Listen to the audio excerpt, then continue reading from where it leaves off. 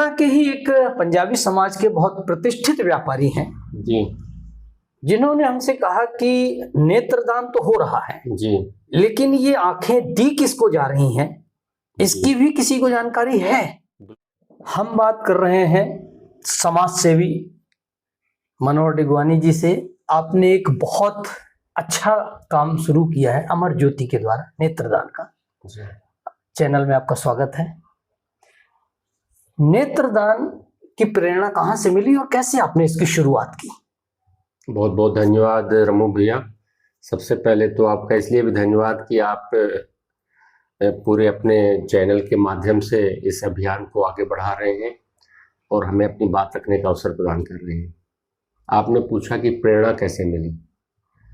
Actually हम लोग मेरे ध्यान में हमेशा से आता था कि जब हम आंखें बंद करके देखते हैं तो जो अंधकार में दुनिया दिखती थी उसी से ये प्रेरणा आई कि हम लोग 5 मिनट अंधेर में नहीं रह सकते। तो कहीं ना कहीं भगवान का आशीर्वाद था और लोगों का सहयोग था और हम लोगों ने 8 सितंबर 2013 को इस अभियान की शुरुआत शहर के प्रबुद्ध जन लोगों के साथ की और उसमें सदगुरु की टीम को भी बुलाया गया। उनके मार्गदर्शन में हमारी टीम के सहयोग से आज हम इस मुकाम पे पहुंचे हैं कि आप हमारा इंटरव्यू ले रहे हैं। अभी तक कितने नेत्रदान करा चुके हैं? अभी तक हम लोगों ने सर्व समाज के सहयोग से 863 नेत्रदान करवाए हैं और 2016 से देहदान के क्षेत्र में भी प्रेरणा देने का कार्य अमर ज्योति परिवार कर रहा है और अभी तक 63 बल्कि 64 एक कल भी देहदान का संकल्प हुआ उचेहरा में 64 देहदान का संकल्प हुआ है और 3 देह को हम लोग मेडिकल कॉलेज को सौंप चुके हैं। तो मतलब 3 देह लोग शरीर अपना डेड बॉडी दे चुके हैं मेडिकल कॉलेज को। जी जी, बहुत अच्छी बात है। और 64 फॉर्म भर चुके हैं जी। मुझे लग रहा है कि बहुत जल्द ही आपका मिशन सैकड़ा पूरा करना है। बिल्कुल, जिस तरह लोगों की प्रेरणा है और लोग प्रेरित हो रहे हैं तो मुझे लग रहा है कि एक अच्छे अभियान में लोग अपनी सहभागिता दे रहे हैं और जब देहदान लोग करते हैं तो निश्चित रूप से जो मेडिकल कॉलेज में छात्र अध्ययन करते हैं तो उनको अच्छा डॉक्टर बनने में एक सहयोग मिलता है। लेकिन आपको एक चीज और देखने सुनने को मिलती ही होगी जी, कि अगर हम कोई अच्छा काम करें और हमको बुराई न मिले या उंगली उठाने वाले लोग न मिलें जी, ऐसा संभव है? बिल्कुल संभव नहीं है। नहीं है ना। एक किसी अच्छे विद्वान ने कहा है आलोचना उसकी होती है जो कार्य करता है। सच। बस हम इसी बात को आगे बढ़ाते हैं। हम लोग अच्छी भावना से सार्थक कार्य कर रहे हैं और कुछ लोगों को हो सकता है कि अज्ञानता के कारण ये समझ में नहीं आ रहा होगा, लेकिन उनकी भी गलती नहीं है क्योंकि वो जब तक इस अभियान को समझेंगे नहीं तो हो सकता है कि उनकी सोच ऐसी रही। अब शहर के 2 प्रतिष्ठित व्यापारियों ने जी मुझसे कई बार कहा कि आप ये सवाल उठाएं, थोड़ा सा इसके पीछे जानकारी जुटाएं, तो मैं सोच रहा था कि आपसे ही जिक्र करूं। बिल्कुल, मैं तो चाहता हूं कि ऐसी बातें जो किसी के ध्यान में है या किसी को ऐसा लग रहा है कि ये कार्य क्यों हो रहा है या इसमें क्या हो सकता है, तो हम तो कहते हैं दर्शकों के सामने हम इस बात का खुलासा करें। हाँ, बताएं। जहां भी संदेह है बिल्कुल दूर होना चाहिए, दूर होना चाहिए।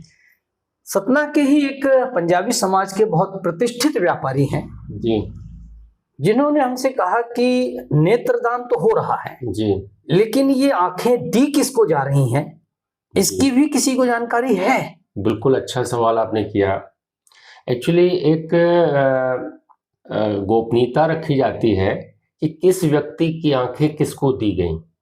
उसका रीजन ये होता है कि कहीं उस परिवार का उस व्यक्ति के साथ मोह न पैदा हो जाए किसी भी तरह का जी।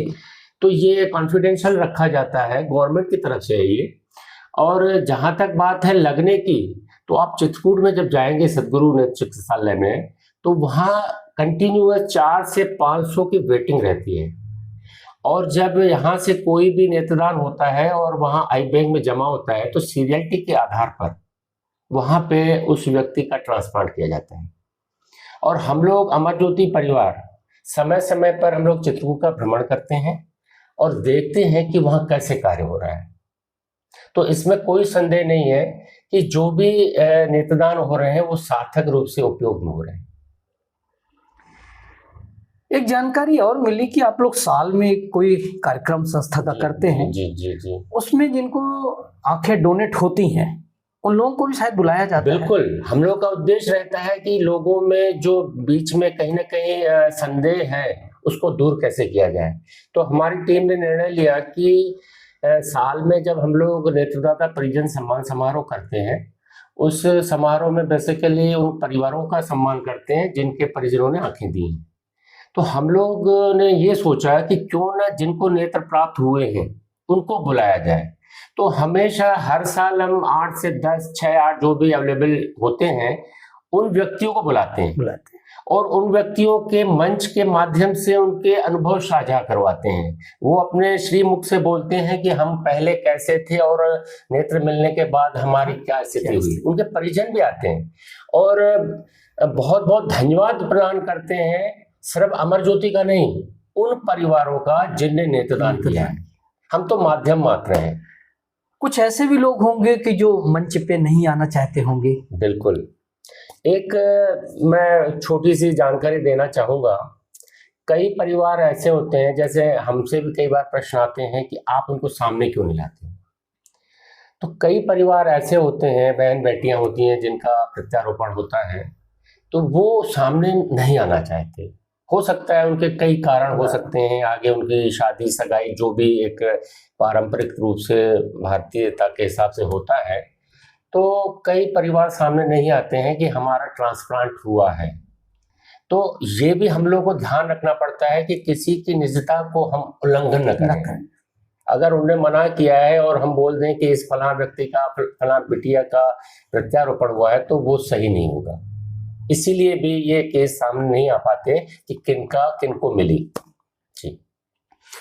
एक वैश्य समाज के अग्रवाल व्यापारी हैं जी, नाम मैं दोनों के नहीं ले रहा, कोई बात नहीं। मैं हिंट इसलिए कर रहा हूं कि उन लोगों तक ये मैसेज जाएगा कि हमने उनकी कही हुई बातों को प्रश्न उठाया है। नहीं, बिल्कुल। तो अग्रवाल समाज के इस व्यक्ति द्वारा मुझे कहा गया कि हम सपरिवार वृंदावन गए थे।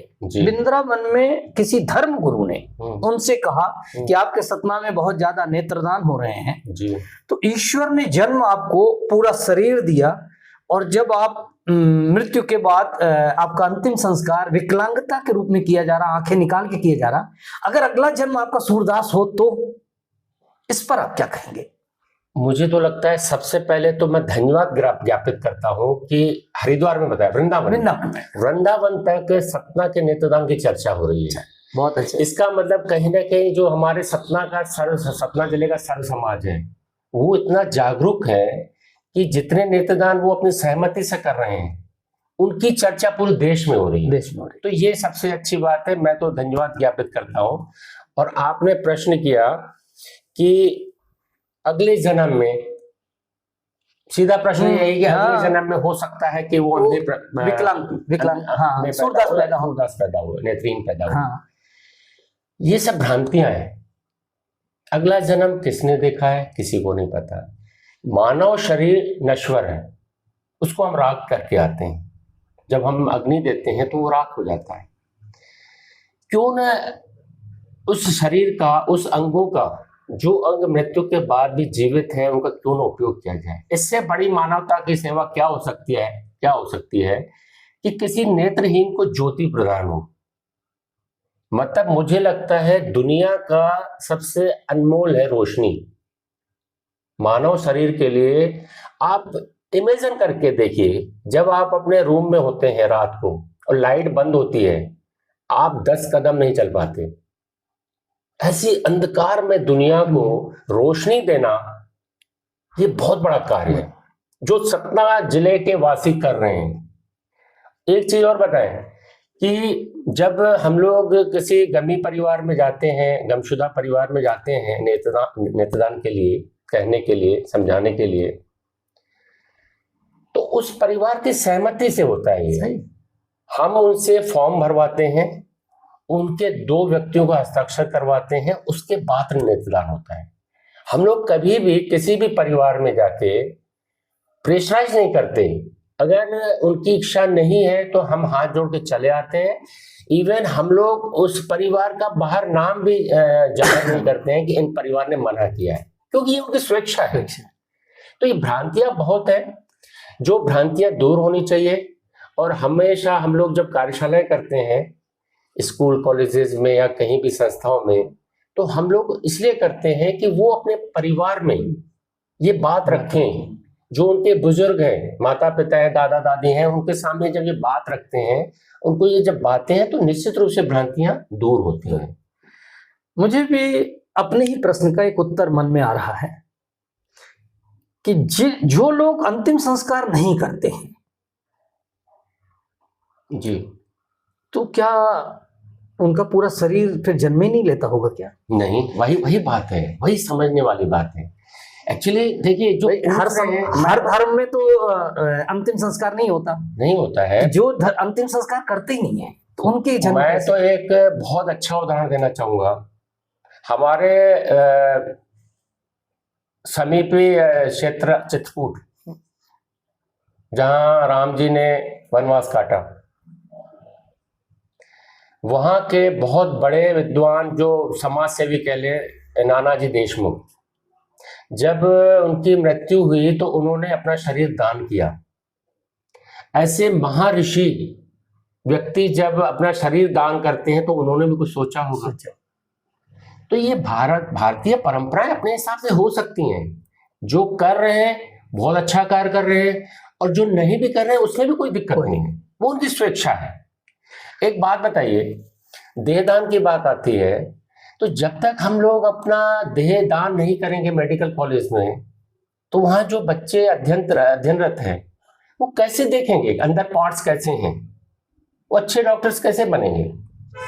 तो मुझे तो लगता है, और मैं स्वयं की एक अपनी बात बता रहा हूं कि जब हम लोग किसी को कहते हैं कि आप देहदान करिए, तो कहीं ना कहीं लोगों के मन में प्रश्न आता है कि यार, आप तो दुनिया भर को उपदेश दे रहे हो, आपने क्या किया? इसी भावना को रखते हुए मैंने स्वयं देहदान का संकल्प लिया है। मेरे बड़े भैया नरेश डिगवानी जी और हमारी भाभी दीपा डिगवानी जी ने देहदान का संकल्प लिया है। मेरी माता जी ने मरणोपरांत नेत्रदान किया। मेरी भाभी ने 60 वर्ष की उम्र में किडनी डोनेट की। तो कहीं ना कहीं एक हम कहने के अधिकारी तब होते हैं जब हम उसका उदाहरण बनते हैं। तो निश्चित रूप से अच्छा कार्य चल रहा है और लोग सहयोग भी कर रहे हैं, और मैं विशेषकर मीडिया का सहयोग भी मानूंगा इसमें, कि जब हम लोग नेत्रदान करवाते हैं तो उसकी जब खबर मीडिया में जाती है तो अच्छे से प्रकाशित कराइए। तो उसका हमारा ये उद्देश्य नहीं रहता है कि हमारा नाम बाहर जा रहा है। हमारा उद्देश्य होता है कि कहीं ना कहीं जब लोग पढ़ते हैं तो वो प्रेरित होते हैं, अच्छा कार्य करना चाहिए। देहदान में आपने बोला कि मेडिकल कॉलेज में हम लोग वो करते हैं कि स्टूडेंट पढ़ें और अच्छी,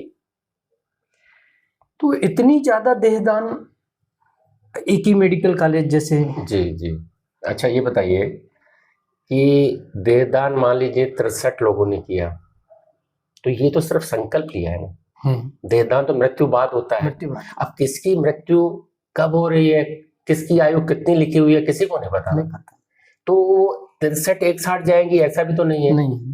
वो तो भगवान की मर्जी के आगे तो सब हम लोग लाचार हैं। तो अगर बाय द वे ऐसी स्थिति आती भी है कि अगर उनकी कैपेसिटी प्रिजर्व करने की जितनी भी है उससे अधिक आ रहे हैं, तो आसपास के मेडिकल कॉलेज के वहां भेज दिए जाते हैं। जैसे जब सतना में नहीं था तो रीवा से यहाँ दे आती थी पढ़ाई के हिसाब से। तो ऐसा चलता ही रहता है। भारत देश है, बहुत बड़ा देश है। आपके देहदान मिशन में सहभागिता बहुत सारे लोगों की होगी।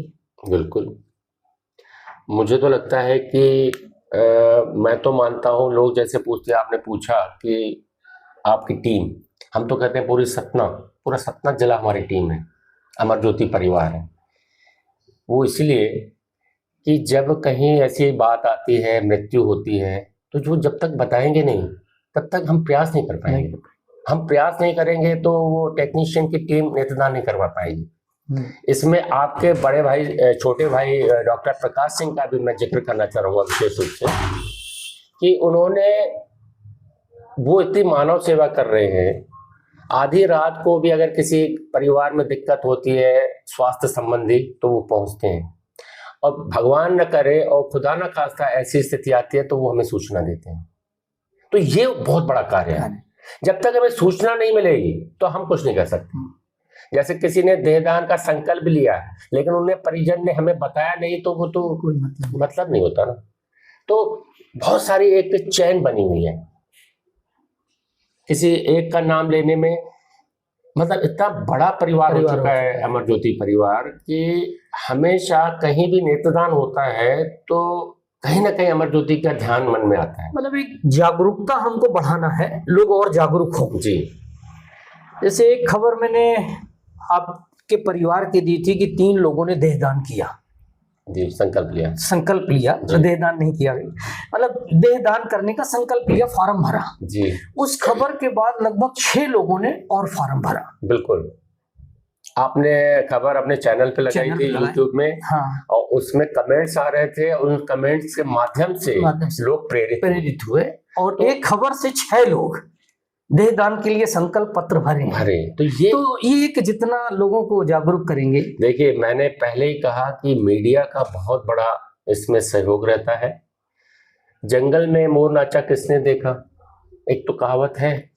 तो इस आधार पे जब तक लोगों के पास नहीं जाएगी ये खबर, अधिक से अधिक लोग हो, जैसे आपके चैनल के माध्यम से, अब मुझे नहीं पता है कि आपका चैनल, मुझे तो यही पता है कि पूरे भारत देश में ये चैनल प्रसारित होता है, तो उनके माध्यम से कई लोग प्रेरित होंगे, तो ये बहुत बड़ी बात है। जो हम लोग अपने चैनल की वो एनालिसिस देखते हैं जी, पूरी एक रिपोर्ट आती है। अब आज बोल रहा हूं मैंने, चूंकि आज तक ये बताया नहीं कहीं, 17 से 19% लोग मुझे अदर कंट्री में देख रहे हैं। बहुत बढ़िया, ये तो बहुत अच्छी बात है। मतलब अमेरिका, कनाडा, नेपाल, पाकिस्तान, बांग्लादेश, मतलब कई कंट्रियों में हिंदी भाषी लोग जो हैं, जो अपने यहाँ के लोग हैं जी, वो मुझे देख रहे हैं। ये मेरे लिए थोड़ा प्लस है। नहीं, बहुत अच्छी बात है। आपको बहुत बहुत बधाई कि आपने इतना कार्यक्षेत्र बढ़ाया हुआ है। तो ये एक मुझे भी अच्छा लगा कि जब ये रिपोर्ट देखता हूँ। बाकी सतना में बैठ के अगर तो आपकी ये खबरें वहां तक जा रही हैं, इसलिए भी हो सकता है कि वृंदावन में चर्चाएं हों। अच्छी बात है। वृंदावन में अगर धर्मगुरु ने बात उठाई है, बहुत बढ़िया है। मतलब कहीं ना कहीं ये चीजें आदमी को प्रोत्साहित करती हैं। जब संस्था काम करती है तो निश्चित रूप से अगर कोई प्रोत्साहित कर रहा है तो टीम का मनोबल बढ़ता है और वो काम करने के लिए और ज्यादा मेहनत करती है। मुझे ऐसा फील होता है, हमारी टीम ने आधी रात को जाकर नेत्रदान के लिए कन्विंस करने का काम किया है। बारिश हो, गर्मी हो, सर्दी हो, आधी रात हो, हमारी टीम हमेशा तत्पर रही है। आज इसी का परिणाम है कि सतना जिले में अगर जनसंख्या के अनुपात में बात की जाए तो पूरे मध्य प्रदेश में बहुत अच्छी पोजीशन पे है। सतना जिले से बाहर भी कुछ कार्य हो रहे हैं। बिल्कुल हो रहे हैं। आपने देखा होगा कि आसपास का क्षेत्र तो कवर है ही। छतरपुर में बहुत नेत्रदान होते हैं अमर ज्योति के माध्यम से, अपने माध्यम से। कटनी में नेत्रदान हुए हैं, इवन शहडोल तक नेत्रदान करवाए हैं, रीवा में करवाए हैं, सीधी में करवाए हैं, और आसपास का क्षेत्र मैहर मान लीजिए, अभी जिला अलग हुआ है, मैहर में बहुत नेत्रदान होते हैं। नागोद, अमरपाटन, ओचहरा, जैतवारा, मतलब हम आपकी संस्था ये कहें कि सतना शहर तक सीमित नहीं है जी, अब इसकी सीमाएं काफी बढ़ गई हैं और कहीं ना कहीं सबका सहयोग मिलता है इसमें सहयोग मिलता है जी। आगे क्या, हम तो यही चाहेंगे कि हमारा उद्देश्य है, अमर ज्योति का उद्देश्य है कि भारत से अंधत्व को दूर किया जाए। जिनके कॉर्निया लाइक केस होते हैं और जो ये हम लोग आई डोनेशन करवाते हैं, जिनकी कॉर्निया खराब होती है उन्हीं को ट्रांसप्लांट होता है। तो हम तो चाहते हैं कि अधिक से अधिक नेत्रदान हो। अभी भी आप देखोगे सतना नगर निगम क्षेत्र में 3 से 4 हजार डेथ होती होंगी और हम कितने नेत्रदान करवा पा रहे हैं? 200। तो अभी भी आंकड़ा बहुत डिस्टेंस बहुत है, बहुत जरूरत है। गवर्नमेंट ने भी प्रोत्साहित किया है। बिल्कुल। अब तो मध्य प्रदेश शासन ने अंगदान के लिए बहुत काम कर रहे हैं। अभी आपने 1 जुलाई से एक नया इन्होंने नियम लागू किया कि जो देहदान करते हैं उनको गार्ड ऑफ ऑनर दिया जाएगा और उनके परिजनों को परेड ग्राउंड में 15 अगस्त और 26 जनवरी को सम्मानित किया जाएगा। इससे काफी प्रोत्साहन मिला है। लोग अब स्वयं आने लगे हैं कि हमें अपना बॉडी डोनेशन का फॉर्म भरना है या आई डोनेशन का फॉर्म भरना है। तो गवर्नमेंट भी जगह जगह आप देखेंगे होर्डिंग और प्रचार प्रसार के माध्यम से बहुत प्रोत्साहित कर रही है। ये अच्छी बात है। अगर ये चीज सही नहीं होती तो मध्य प्रदेश शासन या भारत सरकार उसको प्रोत्साहित नहीं करती। तो हमें और आगे बढ़ के काम करना है, सबका सहयोग लेना है, जो कि सहयोग होता भी है, करते भी हैं। तो निश्चित रूप से ये आने वाले समय में, आने वाले वर्षों में जो हम लोग का उद्देश्य है वो पूरा होगा, ऐसा मेरा मानना है। एक चीज मैं, आप मुझे रोको, इससे पहले मैं एक बात कहना चाहूंगा अपने दर्शकों से जो सुन पा रहे हैं। भ्रांतियां बहुत हैं, उन भ्रांतियों को दूर करने के लिए कुछ चीजें हैं जो हमें ध्यान रखनी चाहिए। जैसे बात आती है कि चश्मा लगा हुआ व्यक्ति या ऑपरेशन किया हुआ व्यक्ति नेत्रदान नहीं कर सकता, ऐसा बिल्कुल भी नहीं। वो व्यक्ति भी नेत्रदान कर सकते हैं जिनका चश्मा लगा है, नजर कमजोर है या जो बीमारी से ग्रसित हैं, 2-3 बीमारियों को छोड़ के, कैंसर और हेपेटाइटिस बी वगैरह, इनको छोड़ के बाकी हर व्यक्ति नेत्रदान कर सकता है, किसी भी उम्र का कर सकता है। तो ये सब चीजें ऐसी हैं। और एक बात और जो जनरली सबके ध्यान में आता है कि नेत्रदान का मतलब है तो पूरी आंख निकाल लेते हैं, ऐसा भी नहीं है। सिर्फ लेंस, ये जो ऊपर एक ट्रांसपेरेंट परत होती है, वो मात्र 2 से 3 मिनट में उसको कट करके निकालते हैं और वापस उनकी पलकें बंद जब हो जाती हैं तो पता नहीं चलता है कि इस व्यक्ति का नेत्रदान होता है।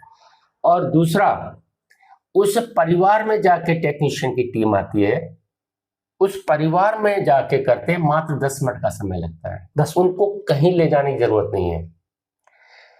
जैसे खबर में जहां मृत शरीर है वहीं पहुंचती है, वहीं टीम पहुंच के मात्र 10 मिनट में वो अपनी प्रक्रिया पूरी करके प्रिजर्व करके ले जाते हैं। और पूरी आंख नहीं निकालते, कोई ब्लड नहीं आता, चेहरे में कोई विकृति नहीं आती, जब कोई टाके नहीं लगते, कोई टाके नहीं पड़ता, कुछ नहीं करना। मैं बता रहा हूँ ना कि जैसे आदमी लेटा हुआ है, मृत शरीर लेटा हुआ है और आंखें बंद होती हैं, आपको वैसे ही दिखेगा, वैसे ही। लेकिन 6 घंटे के अंदर हम लोग को इसकी सूचना जरूर देनी चाहिए, क्योंकि 6 से 8 घंटे तक आंखें जीवित रहती है। इस बीच में हमें यह कार्य करना पड़ता है। चलिए, बहुत बहुत धन्यवाद। आगे भी कोई भ्रांतियां होंगी तो मैं आपसे फिर शेयर करूंगा। मुझे अच्छा लगता है कि जब इस बारे में कोई पूछता है, मैं पहले भी कहा, जो भी पूछ रहा है वो उनको ज्ञान नहीं है इस बारे में। वैसे तो ज्ञानी आदमी होंगे, लेकिन इस बारे में हो सकता है उनको ज्ञान का अभाव हो। तो जब भी किसी भी समय 24 घंटे हम रेडी रहते हैं। जब भी कोई ऐसा प्रश्न आए तो जरूर आप हमसे बात करिए, हम पूरा प्रयास करेंगे उसको दूर करने का। जैसे वृंदावन वाले धर्म गुरु ने ये कहा कि नेत्रदान सिर्फ आपके सपना में हो रहा है। इसके बाद मैंने गूगल पे सर्च किया तो पता चला बहुत सारे स्थानों में नेत्रदान के मिशन में लोग लगे हुए हैं। बिल्कुल लगे हैं। अब तो पूरे क्षेत्र, सबसे ज्यादा नेत्रदान मध्य प्रदेश में इंदौर में हो रहे हैं, इंदौर में, नीमच में हो रहे हैं, और बाकी हर जहां पे आई बैंक है वहां हो रहे हैं। अब लोग जागरूक हुए हैं कि हमें वैसे भी शरीर को मिट्टी करके आना है, तो क्यों ना किसी के काम आ जाए, हम किसी की रोशनी बने। तो बहुत अच्छा कार्य है, सबको सहभागिता देनी चाहिए और दे भी रहे हैं। चलिए, बहुत बहुत धन्यवाद। बहुत बहुत धन्यवाद आपका, बहुत बहुत धन्यवाद आप सभी का कि आपने हमें सुना।